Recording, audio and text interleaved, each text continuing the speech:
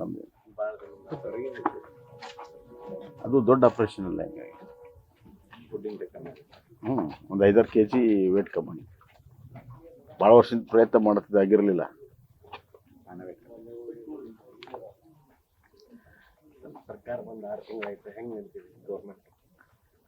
ಸರ್ಕಾರ ಬಂದು 6 ತಿಂಗಳದ ಪ್ರತಿಬಿಂಬವನ್ನು ತಾವೇ ಜನರಿಗೆ ತೋರಿಸಿದ್ದೀರಿ. ಹೊಸ ಸರ್ಕಾರ ಬಂದಿದೆ ಅಂತಲೇ ಅನಿಸ್ತಾ ಇಲ್ಲ. ಯಾವುದೇ ಅಭಿವೃದ್ಧಿ ಕೆಲಸಗಳು ನಡೀತಾ ಇಲ್ಲ. ನಾವು ಅನುಮೋದನೆ ಮಾಡಿರುವಂಥ ಹಣ ಬಿಡುಗಡೆ ಮಾಡಿರುವಂಥ ಕಾಮಗಾರಿನೂ ಕೂಡ ನಿಲ್ಲಿಸಿದ್ದಾರೆ ಮೌಖಿಕ ಆದೇಶದ ಮೇಲೆ. ಹೀಗಾಗಿ ಪ್ರಗತಿ ಸಂಪೂರ್ಣ ಸ್ಥಗಿತ ಆಗಿದೆ, ಶೂನ್ಯ ಆಗಿದೆ. ಮೊನ್ನೆ ಮಿಡ್ ಟರ್ಮ್ ಫಿಸಿಕಲ್ ಪ್ಲ್ಯಾನ್ ಅವರೇ ಮಂಡಿಸಿದರು ವಿಧಾನಸಭೆಯಲ್ಲಿ. ಮಧ್ಯಂತರ ಹಣಕಾಸಿನ ವರದಿಯನ್ನು ಮಂಡನೆ ಮಾಡಿದರು. ಅದರಲ್ಲಿ ಭಾಳ ಸ್ಪಷ್ಟವಾಗಿ ಅವರೇ ಹೇಳ್ಕೊಂಡಿದ್ದಾರೆ, ಕ್ಯಾಪಿಟಲ್ ಎಕ್ಸ್ಪೆಂಡಿಚರ್ ಕಳೆದ 5 ವರ್ಷದಲ್ಲಿ ಅತ್ಯಂತ ಕಡಿಮೆ ಇದೆ ಅನ್ನುವಂಥದ್ದು. ಕಳೆದ 5 ವರ್ಷದಲ್ಲಿ ಅದು ಪ್ರತಿ ವರ್ಷ ಹೆಚ್ಚಾಕೊಂತ ಹೋಗಬೇಕು. ಕ್ಯಾಪಿಟಲ್ ಎಕ್ಸ್ಪೆಂಡಿಚರ್ ಅಂದರೆ ಇದು ಇನ್ಫ್ರಾಸ್ಟ್ರಕ್ಚರ್, ಅಸೆಟ್ ಕ್ರಿಯೇಷನ್, ಅದೇ ಕಡಿಮೆ ಆಗಿದೆ ಅನ್ನುವಂಥದ್ದು. ಇದು ಆರ್ಥಿಕ ದುಸ್ಥಿತಿಗೆ ಹಿಡಿದ ಕನ್ನಡಿ. ಯಾವಾಗಲೂ ಸರ್ಕಾರದ ಪ್ರಾಶಸ್ತ್ಯ ಕ್ಯಾಪಿಟಲ್ ಎಕ್ಸ್ಪೆಂಡಿಚರ್ಗೆ ಭಾಳ ಮಹತ್ವ ಇರೋದು. ರೆವೆನ್ಯೂ ಎಕ್ಸ್ಪೆಂಡಿಚರ್ ಅಂದರೆ ಸ್ಯಾಲ್ರಿ ಮತ್ತು ರಿಟೈರ್ಡ್ ಪೆನ್ಷನ್ನು ಮತ್ತು ಸಾಲ ತೀರಿಸುವಂಥದ್ದು ಅನೌತ್ಪಾದಿಕ ಖರ್ಚಾಗಿದೆ. ಇವತ್ತು ಅವ್ರು ಏನು ಗ್ಯಾರಂಟಿ ಕೊಟ್ಟಿದ್ದಾರೆ, ಈ ವರ್ಷ ಏನು 39,000 ಕೋಟಿ ಖರ್ಚು ಮಾಡ್ತೀವಿ ಅಂತ ಹೇಳ್ತಾರೆ.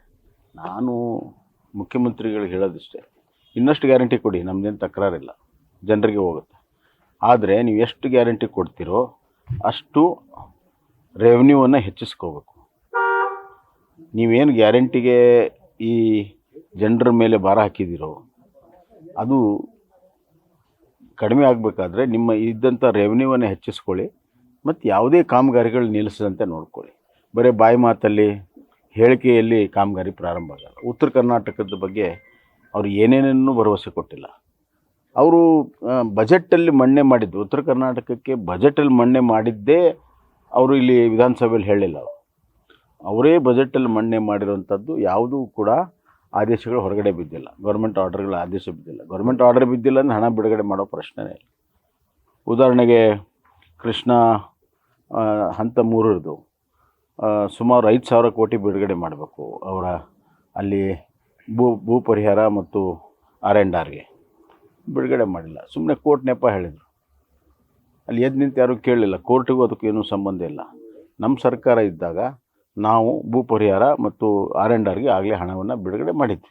ಕಾಮಗಾರಿ ನಡೀತಾ ಇದೆ. ಹೀಗೆ ಅದು ಕೇವಲ ಕೃಷ್ಣ ಅಂತೇ ಅಲ್ಲ, ನಾವು ಉತ್ತರ ಕರ್ನಾಟಕದ ನೀರಾವರಿಗಳಿಗೆ ಸುಮಾರು 22,000 ಕೋಟಿ ರೂಪಾಯಿಯನ್ನು ನಾವು ಅನುಮೋದನೆಯನ್ನು ಕೊಟ್ಟಿದ್ವಿ. ಇವ್ರು ಹೇಳ್ತಾರೆ ಬರೀ ಅನುಮೋದನೆ ಕೊಟ್ಟರೆ ಹಣಕಾಸಿನಿಲ್ಲ ಅಂತ. ಇವತ್ತು ಆ ವರ್ಷದ ಬಜೆಟ್ ಅಲ್ಲದೆ ಮುಂದಿನ 3 ವರ್ಷದ ಬಜೆಟ್ಟಿನ ನೋಡಿ ಪ್ರೊಜೆಕ್ಟ್ ಆಗಿರ್ತದೆ. ಯಾವ ನೀರಾವರಿ ಒಂದೇ ಬಜೆಟಲ್ಲಿ ಪೂರ್ತಿ ಆಗೋದಿಲ್ಲ. ಇದು ಅವ್ರಿಗೆ ಗೊತ್ತಿರೋಂಥ ವಿಚಾರ. ಉದಾಹರಣೆಗೆ ಈಗ ಮಲಪ್ರಭಾ ಆಗಿ ಸುಮಾರು 40-45 ವರ್ಷ ಆದರೂ ಕೂಡ ಇನ್ನೂ ಕೂಡ ಅದರ ಕಾಮಗಾರಿಗಳು ಅಂತಿಮ ಹಂತದ ರೋಣ ಮತ್ತು ಬಾದಾಮಿ ತಾಲೂಕಿನಲ್ಲಿ ಇನ್ನೂ ಅಂತಿಮ ಹಂತದ ಕೆಲಸಗಳು ನಡೀತಾ ಇದ್ದಾವೆ. ಇದು ನೀರಾವರಿ. ಅದು ಇವ್ರ ಕಾಲದಲ್ಲಿ ಅಪ್ಪರ್ ತುಂಗ ಪ್ರಾರಂಭ ಮಾಡಿದರು, ನೀರು ಕೊಟ್ಟರೆ. ನಾವು ಬಂದಮೇಲೆ ನೀರು ಕೊಡ್ತೀವಿ. ನೀವು ಇಷ್ಟೆಲ್ಲ ಅನುಮೋದನೆ ಕೊಟ್ಟಿರಿ ಅಂದರೆ ಅರ್ಥ ಏನಿದೆ? ಆದ್ದರಿಂದ ಜನರನ್ನು ದಾರಿ ತಪ್ಪಿಸೋ ಕೆಲಸವನ್ನು ಮಾಡ್ತಾಯಿದ್ದೆ. ಈ ಸರ್ಕಾರ ಬಂದ ಮೇಲೆ ಜನರಿಗಂತೂ ಸುಖ ಆಗಿಲ್ಲ. ಸರ್, ಕೇಂದ್ರ ಸರ್ಕಾರದಿಂದ ಸಾಕಷ್ಟು ಅನುದಾನಗಳ ಕೊಡುವುದರಲ್ಲಿ ಕೊರತೆ ಉಂಟಾಗಿದೆ ಅಂತ CM ಸಿದ್ದರಾಮಯ್ಯ ನೋಡಿ, ಅದು ರಾಜಕೀಯ. ಇವರೇ ಕೇಂದ್ರ ಸರ್ಕಾರದಲ್ಲಿದ್ದರು, ಇಲ್ಲಿ ಸರ್ಕಾರದಲ್ಲಿದ್ದರು, UPA ಸರ್ಕಾರ ಇತ್ತು. 14 ಹಣಕಾಸಿನಲ್ಲಿ ಹಣ ಬಂದಿಲ್ಲ ಅಂತ ಈಗ ಹೇಳ್ತಾರೆ. ಕೃಷ್ಣ ಬೈರೇಗೌಡರು ಮೊನ್ನೆ ಹೇಳಿದ್ರು, ಯಾರಿದ್ರು? ನೀವೇ ಇದ್ರಲ್ಲ, ಅಲ್ಲಿ ಮೇಲಿದ್ರು ನೀವು ಇದ್ರಿ. ಇವತ್ತು ನೀವು 15 ವರ್ಷದ್ದು 20 ವರ್ಷದ್ದು ಲೆಕ್ಕ ಆದ್ರೆ ಆಗಲ್ಲ. GSTಯಲ್ಲಿ ಸಂಪೂರ್ಣವಾಗಿ ಇವತ್ತು ಏನು ಕೊಡಬೇಕು ಅದು ಕೊಟ್ಟಿದ್ದಾರೆ. ಕೆಲವೊಂದು ಇವರು ಇದು ಆಡಿಟ್ ಮಾಡಿ ಕಳಿಸೋವಂಥದ್ದು, AG ಆಡಿಟ್ ಮಾಡಿ ಕಳಿಸಿದ ತಕ್ಷಣ ಅವನು ಕೂಡ ಬಿಡುಗಡೆ ಮಾಡ್ತೀವಿ ಅಂತ ಹಣಕಾಸಿನ 1 ನಯ ಪೈಸೆನೂ ಕೂಡ ಸದ್ಯಕ್ಕೆ ಬಾಕಿ ಇಲ್ಲ. ಆಡಿಟ್ ಆದ ತಕ್ಷಣ, ಅದು ಕಳಿಸಿದ ತಕ್ಷಣ ಅವು ಕೂಡ ಬಿಡುಗಡೆ ಆಗ್ತದೆ. ಸುಮ್ಮನೆ ರಾಜಕೀಯವಾಗಿ ಅವರು ಕೇಂದ್ರ ಸರ್ಕಾರದ ಮೇಲೆ ಗೂಬೆ ಕುಂದಿಸುವಂಥ ಪ್ರಯತ್ನ ಮಾಡ್ತಾರೆ.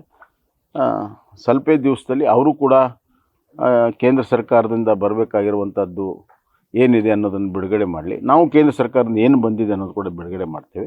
ಮತ್ತು ಕೇಂದ್ರ ಸರ್ಕಾರ ಈಗ ಪದ್ಧತಿಯನ್ನು ಬದಲಾವಣೆ ಮಾಡಿದೆ. ನೇರವಾಗಿ ಆ ಇಲಾಖೆಯ ಅಕೌಂಟಲ್ಲಿ ಹೋಗ್ತಾ ಇದೆ ಈಗ. ಮತ್ತು ಅದು ಜಿಲ್ಲಾ ಮಟ್ಟದಲ್ಲಿ ಹಣ ಬಂದಿದೆ. ಬ್ಯಾಂಕ್ಗಳಲ್ಲಿ ನೇರವಾಗಿ ಬ್ಯಾಂಕಿಗೆ ಹಣ ಬರ್ತಾಯಿದೆ. ಮೊದಲೆಲ್ಲ ಸರ್ಕಾರಕ್ಕೆ ಬಂದು ಆಮೇಲೆ ಇಲ್ಲಿ ಬರ್ತಿತ್ತು. ಆವಾಗ ಸರ್ಕಾರ ಅದನ್ನು ಖರ್ಚು ಮಾಡದೇ ಇರೋದನ್ನು ನೋಡಿ ಈಗ ನೇರವಾಗಿ ಆ ಯೋಜನೆಗೆ ಬ್ಯಾಂಕಲ್ಲಿ ಹಣ ಬರ್ತಾ ಇದೆ. ಅದನ್ನು ಇವ್ರು ಲೆಕ್ಕ ಹೇಳೋದಿಲ್ಲ. ಹೀಗಾಗಿ ಹಲವಾರು ವಿಚಾರಗಳು ಚರ್ಚೆ ಅವಶ್ಯಕತೆ ಇದೆ. ಒಟ್ಟಾರೆ ಹಣಕಾಸಿನ ನಿರ್ವಹಣೆಯಲ್ಲಿ ಈ ಸರ್ಕಾರ ಟ್ಯಾಕ್ಸ್ ತೆರಿಗೆ ಹೆಚ್ಚಾದರೂ ಕೂಡ ಅಭಿವೃದ್ಧಿ ಮಾಡದಿರೋದು ನೋಡಿದರೆ ಹಣಕಾಸಿನ ನಿರ್ವಹಣೆಯಲ್ಲಿ ಭಾಳ ಎಡವಿದ್ದಾರೆ ಅನ್ನುವಂಥದ್ದು ಭಾಳ ಮುಖ್ಯ. ಗ್ಯಾರಂಟಿಗಳು ಕೂಡ ಸಂಪೂರ್ಣವಾಗಿ ಯಾರ್ಯಾರಿಗೆ ಅರ್ಹತೆ ಇದೆ ಅವ್ರಿಗೆ ಕೊಡದೇ ಇರೋದು ಕೂಡ ಭಾಳ ಸ್ಪಷ್ಟವಾಗಿದೆ.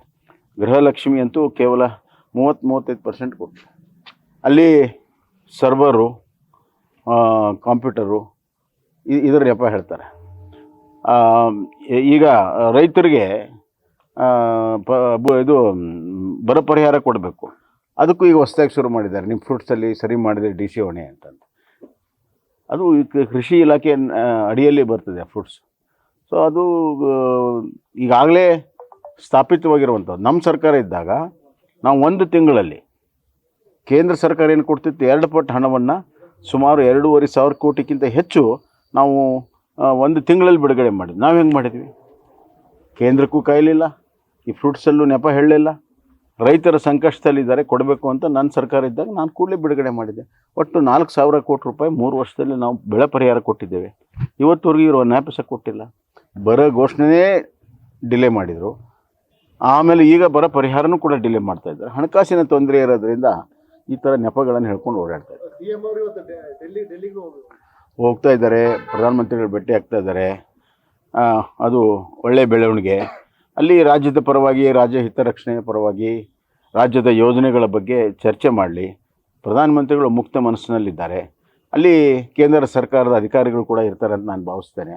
ಆ ಸಂದರ್ಭದಲ್ಲಿ ಏನು ಫಲಶ್ರುತಿ ಬರ್ತದೆ ನೋಡೋಣ. ನಮ್ಮ ರಾಜ್ಯಕ್ಕೆ ಬರಬೇಕಾಗಿರುವಂಥ ಹಕ್ಕು ಅದು ಬರದಿರ್ಬೋದು, ಅಥವಾ ಕೇಂದ್ರ ಸ್ಥಾಪಿತವಾಗಿರುವಂಥ ಯೋಜನೆಗಳಲ್ಲಿರುವಂಥದ್ದು ಅವೆಲ್ಲವನ್ನು ಕೂಡ ಪಡ್ಕೊಳ್ಳೋದಕ್ಕೆ ನಾವು ಕೂಡ ಪ್ರಯತ್ನಗಳನ್ನು ಮಾಡ್ತೀವಿ. ಕೇಂದ್ರ ಸರ್ಕಾರ ಕೂಡ ಮುಕ್ತವಾಗಿದೆ.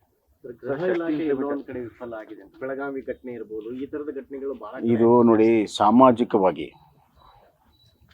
ಜನಸಾಮಾನ್ಯರ ಬದುಕು ಒಂದು ಕಡೆ ಆರ್ಥಿಕ ಹೊರೆಯಾದರೆ ಸಾಮಾಜಿಕವಾಗಿ ಭಾಳಷ್ಟು ದುಸ್ತರಾಗಿದೆ. ಯಾಕಂತಂದರೆ ಇಲ್ಲಿ ಲಾ ಆ್ಯಂಡ್ ಆರ್ಡ್ರೇ ಇಲ್ಲ. ಮತ್ತು ಅಧಿಕಾರಿಗಳ ಮೇಲೆ ಹಿಡಿತ ಮುಖ್ಯಮಂತ್ರಿಗಳಿಗಾಗಲಿ ಸರ್ಕಾರಕ್ಕಾಗಲಿ ಇಲ್ಲ. ಅಧಿಕಾರಿಗಳಿಗೆ ಭಯ ಇಲ್ಲ. ಯಾಕಂದರೆ ಟ್ರಾನ್ಸ್ಫರಲ್ಲಿ ಇವರು ದುಡ್ಡು ತಿಂದುಬಿಟ್ರೆ ಯಾವ ಭಯ ಇರ್ತದೆ? ಇವರು ಟ್ರಾನ್ಸ್ಫರಲ್ಲಿ ಟಾರ್ಗೆಟ್ ಫಿಕ್ಸ್ ಮಾಡ್ತಾರೆ, ಅವ್ರು ಕೆಳಗಡೆ ಬಂದು ಯೋಜನೆಗಳಲ್ಲಿ ಟಾರ್ಗೆಟ್ ಫಿಕ್ಸ್ ಮಾಡ್ತಾಯಿದ್ದಾರೆ. ಹೀಗಾಗಿ ಇವತ್ತು ಆ ಕೋಲಾರದ ಘಟನೆ ಇರ್ಬೋದು, ಅತ್ಯಂತ ಅಮಾನ್ಯ. ಆ ಭಾಗದಲ್ಲಿ ಹಗಲಲ್ಲಿ ಆಗ್ತಾಯಿದೆ, ಆದರೂ ಕೂಡ ಸಮಾಜ ಕಲ್ಯಾಣ ಇಲಾಖೆ ಏನು ಮಾಡ್ತಿಲ್ಲ. ಎಲ್ಲ ಮುಗಿದ ಮೇಲೆ ಸಸ್ಪೆಂಡ್ ಮಾಡಿದ್ರಾಗ ಏನೂ ಶೂರತ್ವಲ್ಲ. ಮಾದೇವಪ್ಪರು ಹೇಳಕ್ಕೆ ಇಚ್ಛಪಡ್ತೀನಿ, ನಿಮ್ಮ ಪೌರುಷ ಸಸ್ಪೆಂಡ್ ಮಾಡೋದ್ರಲ್ಲ, ಇಂಥ ಘಟನೆಗಳು ಆಗದಂತೆ ನೋಡಿಕೊಳ್ಳುವಂಥದ್ದು ನಿಮ್ಮ ಆಡಳಿತದ ದಕ್ಷತೆ. ಎರಡನೇದಾಗಿ ಈ ಭ್ರೂಣ ಹತ್ಯೆ ನಿತ್ಯ ನಿರಂತರವಾಗಿ ಇಂದು ಕೂಡ ನಡೀತಾ ಇದೆ. ಇಂದು ಕೂಡ ರೇಡ್ ಮಾಡ್ತಾಯಿದೆ, ಇಂದು ಕೂಡ ಸಿಗ್ತಾ ಇದೆ. ಅಂದರೆ ಇವರು CID ಕೊಟ್ಟರು. ಏನು ಭಯ ಇದೆ? ಯಾರಿಗೇನು ಭಯ ಇದೆ? ಇವತ್ತು ಭ್ರೂಣ ಹತ್ಯೆ ನಡೀತಾ ಇದೆ. ಅಂದರೆ CID ಎಲ್ಲ ಕೇಸುಗಳನ್ನು CID ಕೊಟ್ಟು ಅದಕ್ಕೆ ಬರ ಹಾಕಿ ಇವತ್ತು ಅದರ ಭಯನೇ ಇವತ್ತು ಇಲ್ಲ. ಈಗ ಇದ್ರದ್ದು ಕೂಡ CID ಕೊಟ್ಟಿದ್ದಾರೆ. ಬೆಳಗಾವಿದು ಅತ್ಯಂತ ಅಮಾನ್ಯ. ಇಡೀ ದೇಶದಲ್ಲಿ ಗಮನ ಸೆಳೆದಿರುವಂಥದ್ದು. ಒಬ್ಬ ದಲಿತ ಫ್ಯಾಮ್ಲಿಗಳಿಗೆ ಈ ಥರ ವಿಧಾನಸಭೆ ನಡೆಯುವಾಗ, ಸುವರ್ಣ ಸೌಧ ನಡೆಯುವಾಗ ಇಡೀ ಸರ್ಕಾರ, ಅಧಿಕಾರಿಗಳು, ಹಿರಿಯ ಅಧಿಕಾರಿಗಳು, ಮುಖ್ಯಮಂತ್ರಿಗಳು ಎಲ್ಲರೂ ಇದ್ದಂಥ ಸಂದರ್ಭದಲ್ಲೇ ನಿರ್ಬಿಡಿಯಾಗಿ ಅಮಾನವೀಯ ಕೃತ್ಯವನ್ನು ಇವರು ಮಾಡಿದ್ದಾರೆ. ಅಂದರೆ ಇವ್ರು ಯಾವುದು ಭಯನೇ ಇಲ್ಲ. ಇವತ್ತು ಈ ಕಳ್ಳ ಕಾಕರಿಗೆ, ಈ ದರೋಡೆಕೋರರಿಗೆ, ಈ ಥರ ಅಮಾನುಷ್ಯವಾಗಿ ನಡ್ಕೊಳ್ಳೋಂಥವ್ರಿಗೆ ಯಾವುದೇ ಭಯ ಇಲ್ಲ ಅನ್ನೋದು ಭಾಳ ಸ್ಪಷ್ಟ ಆಗ್ತದೆ. ನಾನು ಹೇಳ್ತೀನಿ, ಮುಖ್ಯಮಂತ್ರಿಗಳು ತಮ್ಮ 6 ತಿಂಗಳ ಆಡಳಿತದ ಬಗ್ಗೆ ಆತ್ಮಾವಲೋಕನ ಮಾಡ್ಕೋಬೇಕು ಅಂತ. ಸರ್, ಶಕ್ತಿ ಸ್ಕೀಮ್ ಇಂಪ್ಲಿಮೆಂಟ್ ಆದಮೇಲೆ RTCಗಳು ಬರೋ ದುಡ್ಡು ಇನ್ನೂ ಬಂದೇ ಇಲ್ಲ. 66% ನೋಡಿ, ನಾನು ಅವತ್ತು ಹೇಳಿದ್ದೀನಿ, ಶಕ್ತಿ ಸ್ಕೀಮು ಇದು ಒಂದು 6 ತಿಂಗಳು ತಡೀರಿ, ಬಸ್ಸುಗಳು ಎಲ್ಲೆಲ್ಲಿ ಕೆಟ್ಟು ನಿಲ್ತಾವೆ ನೋಡಿರಿ, ಡೀಸೆಲ್ ಇಲ್ಲದೆ ಎಲ್ಲಿ ನಿಲ್ತಾವೆ ನೋಡಿರಿ ಅಂತ ಹೇಳಿದ್ದೀನಿ. ಈಗ 3 ತಿಂಗಳಲ್ಲಿ ಈ ಪರಿಸ್ಥಿತಿ ಇದೆ.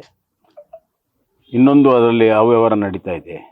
ಜನ ಹತ್ತಲಿಲ್ಲರು ಅಂದರೂ ಕೂಡ ಟಿಕೆಟು ಹರಿತಾ ಇದ್ದಾರೆ, ರಾಜ್ಯ ಸರ್ಕಾರ ಭರಿಸ್ತದೆ ಅಂತ. ಕಂಡಕ್ಟರ್ಗಳಿಗೆಲ್ಲ ಇನ್ಸೆಂಟಿವ್ ಇರೋದ್ರಿಂದ ಮುಖ್ಯಮಂತ್ರಿಗಳು ಮಂತ್ರಿಗಳ ಮೂಗಿನ ನೇರಕ್ಕೆ ಇದು ನಡೀತಾ ಇದೆ.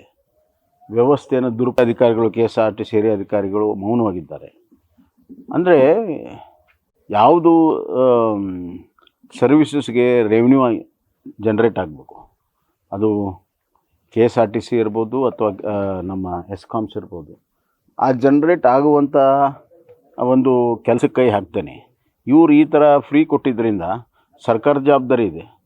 ಇದರ ದುರುಪಯೋಗ ಆಗೋದು ಖಂಡಿತ. ಒಂದು ಕಡೆ ದುರುಪಯೋಗ ಆಗ್ತಾಯಿದೆ, ಇನ್ನೊಂದು ಕಡೆ ಶಾಲಾ ಮಕ್ಕಳಿಗೆ ಬಸ್ಸುಗಳಲ್ಲಿ ಜಾಗ ಸಿಗ್ತಾಯಿಲ್ಲ, ಸಾಮಾನ್ಯ ಜನರಿಗೆ ಸಿಗ್ತಾಯಿಲ್ಲ, ಬಸ್ಸುಗಳು ಕೊರತೆ ಇದೆ. ನಮ್ಮ ಕಾಲದಲ್ಲಿ ನಾವು 4,500 ಬಸ್ಸುಗಳಿಗೆ ಅನುಮೋದನೆಯನ್ನು ನಾವು ಕೊಟ್ಟಿದ್ವಿ. ಕಲ್ಯಾಣ ಕರ್ನಾಟಕ ಫಂಡು ಮತ್ತು ಬೇರೆ ಬೇರೆ ಇದರಲ್ಲಿ ನಾವು ಕೊಟ್ಟಿದ್ವಿ. ಉದಾಹರಣೆಗೆ NEKSRTCಗೆ 100 ಬಸ್ಗಳು ಕೊಟ್ಟಿದ್ವಿ, NWKSRTCಗೂ ಕೂಡ 100 ಬಸ್ಗಳನ್ನು ಕೊಟ್ಟಿದ್ವಿ ಮತ್ತು ಅಡಿಷ್ನಲ್ ಆಗಿ ಬಜೆಟಲ್ಲಿ ಕೂಡ ಹಣವನ್ನು ಇಟ್ಟಿದ್ವಿ ಅದಕ್ಕೆ. ಆದರೆ ಈ ಬಜೆಟ್, 2ನೇ ಬಜೆಟ್ ಬಂದ ಮೇಲೆ ಆ ಹಣವೂ ಕೂಡ ಅದರಲ್ಲಿ ಕಾಣ್ತಲ್ಲ, ಎಲ್ಲ ಶಕ್ತಿ ಯೋಜನೆಗೆ ಇಟ್ಟಿದ್ದಾರೆ. ಲೋಕಸಭಾ ಚುನಾವಣೆ ಕಂಟೆಸ್ಟ್ ಆ ಥರ ಸುದ್ದಿ ಇದೆ, ಬೊಮ್ಮಾಯಿ ಅವರು ಕಂಟೆಸ್ಟ್ ಮಾಡ್ತಾರೆ. ನಾನು ಆವಾಗಲೇ ಹೇಳಿದ್ದೀನಿ, ನಾನು ಆಕಾಂಕ್ಷಿನೂ ಅಲ್ಲ ಆಸಕ್ತಿನೂ ಇಲ್ಲ ಅಂತ ಭಾಳ ಸ್ಪಷ್ಟವಾಗಿ ಹೇಳಿದ್ದೀನಿ. ಈಗಾಗಲೇ 10 ಸತಿ ಅದರ ಬಗ್ಗೆ ನಾನು ಉತ್ತರವನ್ನು ಕೊಟ್ಟಿದ್ದೀನಿ. ಅದು ಯತ್ನಾಳ್ ಅವರೇನು ಪ್ರೈವೇಟ್ ಕೆಲಸಕ್ಕೆ ಹೋಗಿದ್ದಾರೆ ಅಂದರೆ ಸಾಂದರ್ಭಿಕವಾಗಿ ನಮ್ಮ ನಾಯಕರನ್ನು ಭೇಟಿ ಆಗ್ಬೋದಲ್ಲಿ, ಏನು ತಪ್ಪಿಲ್ಲ. ಬಿಜೆಪಿಯಲ್ಲಿ ಹಿರಿಯರನ್ನು ಕಡೆಗಣನೆ ಮಾಡ್ತಾರೆ ಅಂತ ಒಂದು ಮಾತಿತ್ತು. ಈಗ ರಾಮ ಮಂದಿರ ಉದ್ಘಾಟನೆಗೆ ಮುರಳಿ ಮನೋಹರ್ ಜೋಶಿ ಮತ್ತು ಅದ್ವಾನಿ ಅವರನ್ನ ನೀವು ಆರೋಗ್ಯದ ದೃಷ್ಟಿಯಿಂದ ಬರಬೇಡಿ ಅಂತ ಹೇಳಿದ್ರು. ಇಲ್ಲ, ಅಲ್ಲಿ ಏನು ನಡೆದಿದೆ, ಅವ್ರ ಆರೋಗ್ಯ ಹೆಂಗಿದೆ ಅನ್ನೋದು ಅಲ್ಲಿಯವ್ರಿಗೆ ಗೊತ್ತಿದೆ ಅಲ್ಲ, ನಾವು ಇಲ್ಲಿ ಕೂತ್ಕೊಂಡು ಕಮೆಂಟ್ ಮಾಡೋದು ಸರಿಯಾಗಿ. ನ್ಯೂಸ್ ಫಸ್ಟ್ ನಿರ್ಭೀತಿಯಿಂದ ನಿಮ್ಮ ಪರವಾಗಿ.